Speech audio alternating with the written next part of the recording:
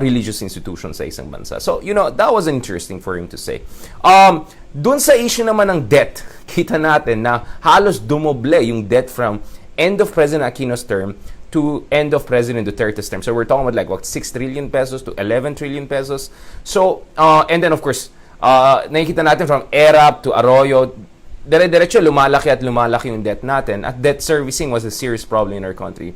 In fairness to BBM, ang sagot niya is quite nuanced, na ang point na is, yes, debt is an issue insofar as kung sobrang malaki siya kumpara dun sa size ng economy mo. So you could argue that in fairness to Philippine economy, lumalaki naman siya over the past 10 years or so. So, yung debt to GDP ratio. So, yes, lumalaki yung utang mo, pero lumalaki rin yung kapasidad mo magbayad, no? So, I think it was interesting for Bongbong Marcos to emphasize that, na it's really the debt to GDP ratio we have to look at. And, I think we're around 60%, close to 50-60%, or at least yun ang sinabi ni Bongbong Marcos. I have to double check that, which is significantly higher than where we used to be under Aquino. So, in fairness, I think we had more sustainable conditions then.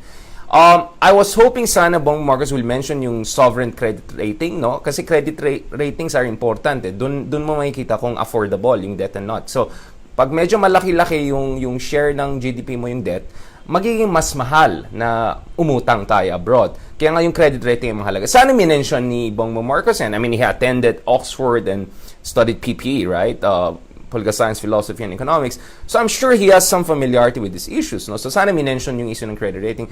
And of course, tama yung sinabi niya, medyo lumaki rin ang utang natin recently dahil sa pandemic because we have to deal with the pandemic. Pero actually, sa totoo lang, medyo kapos yung response ng government.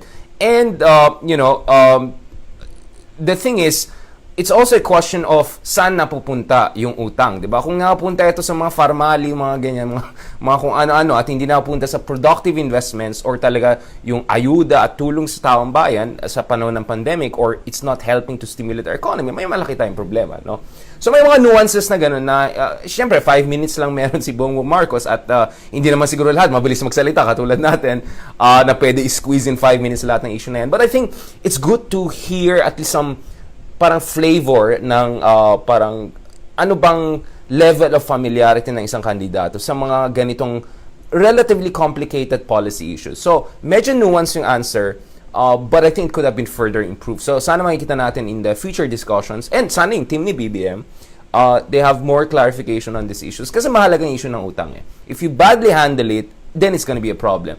But if it goes to stimulating the economy, productive investment, infrastructure development, then it's okay. No problem. Lalong-lalo na kung lumalaki din yung economy mo. No? So, yun para sa akin yun.